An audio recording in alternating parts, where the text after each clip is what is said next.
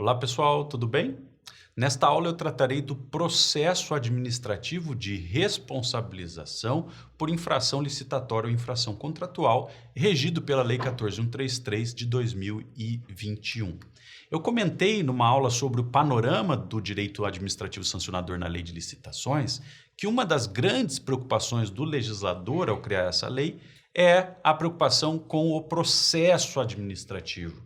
Porque a legislação passada, a Lei 8.666 de 93, não trazia regras claras sobre como conduzir esse processo de responsabilização.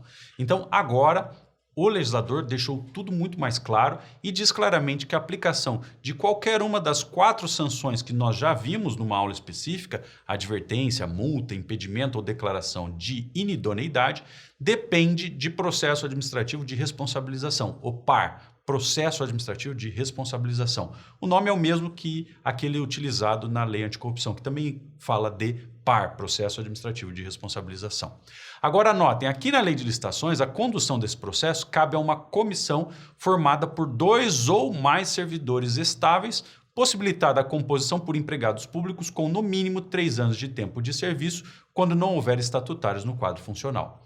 Notem que o processo de responsabilização não pode ser conduzido por qualquer pessoa, tá certo? O legislador estabelece um número mínimo de 2 servidores para a condução do processo, de preferência servidor estável, mas com a possibilidade de que eles sejam substituídos por empregados públicos. Até porque nós sabemos que muitas entidades públicas apenas têm empregados públicos, não têm servidores estatutários, tá certo? Notem que essas normas de composição da comissão condutora do processo, obviamente, gerarão desafios à administração brasileira, porque nós sabemos que muitos setores de contratação pública não dispõem de tantos servidores, mas, enfim, a legalidade agora da responsabilização depende do respeito a essa regra.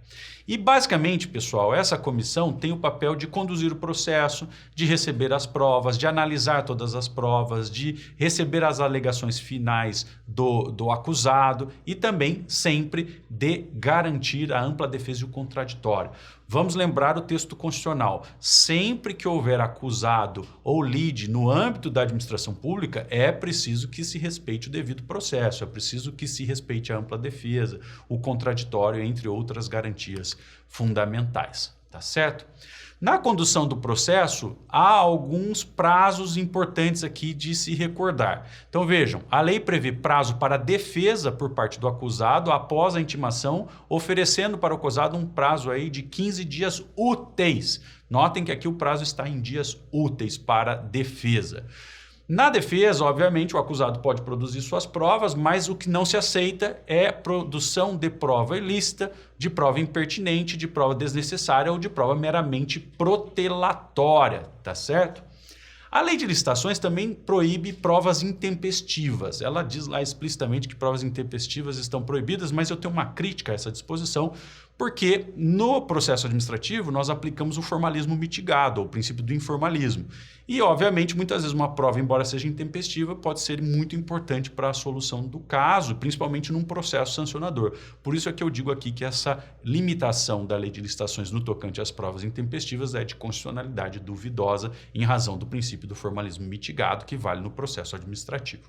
Tá certo? Além desse prazo de 15 dias úteis para a defesa, a lei prevê um prazo de 15 dias úteis também para alegações finais dos acusados. Agora, notem que as alegações finais não existem em todo e qualquer processo. Elas cabem somente quando se produzir prova nova ao longo da instrução por parte da comissão que conduz o processo de responsabilização. Ou seja, a comissão pode ter interesse em produzir provas adicionais àquelas que são mencionadas pelo acusado. Nós sabemos que vale no processo administrativo o princípio da oficialidade. Isso dá às autoridades o poder de exigir provas, de produzir provas além daquilo que o acusado no processo administrativo deseja, tá certo? Então, sempre que a comissão incluir novas provas no processo, aí entra em jogo esse instituto das alegações finais. É um direito do acusado que a lei prevê e que, né, deve ser garantido, inclusive, com esse prazo mínimo. Outro assunto bastante interessante aqui da Lei de Licitações, da Lei 14.133. O artigo 159 prevê que os atos previstos como infrações administrativas na Lei de Licitações ou em outras leis de licitações, e contratos com a administração pública e que também sejam tipificados como atos de corrupção nos termos da lei anticorrupção devem ser apurados e julgados conjuntamente. Então vamos pensar num caso bastante simples. Vamos imaginar que uma empresa tenha combinado preços com outras empresas na licitação. Isso é uma infração tipificada na lei de licitações, uma infração administrativa. Além disso, é uma infração por parte, né, da lei anticorrupção.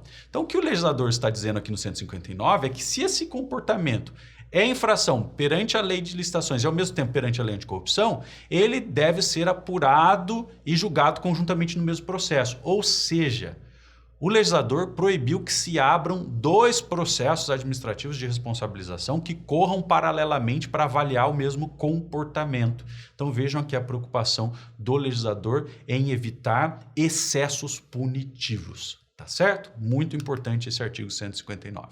E, por fim, aqui, como é que funciona a fase decisória desse processo administrativo de responsabilização? Basicamente, pessoal, nós temos 4 potenciais desfechos. O primeiro deles é a absolvição do acusado por infração licitatória ou contratual em razão da falta de provas de autoria ou de materialidade.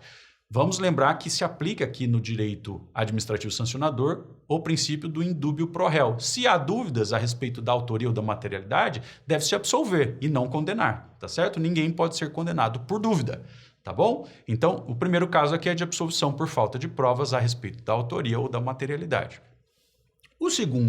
A segunda hipótese possível é de absolvição por comprovada ausência de autoria ou materialidade. Então aqui não há dúvida, aqui é uma comprovação de que o acusado não é o autor da infração ou não cometeu um ato ilícito, tá certo? Então aí temos uma absolvição por comprovação de ausência de autoria ou de materialidade.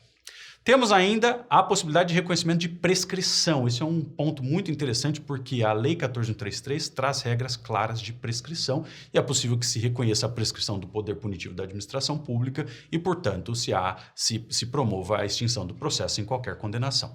E, por fim, a última situação é a da condenação propriamente dita, quando, obviamente, se comprovar a autoria e também a materialidade em relação à infração contratual ou à infração licitatória. Tá certo? Então, esses são os desfechos do processo administrativo de responsabilização e comentarei ainda em outras aulas alguns dos institutos a respeito dessa temática. Um grande abraço.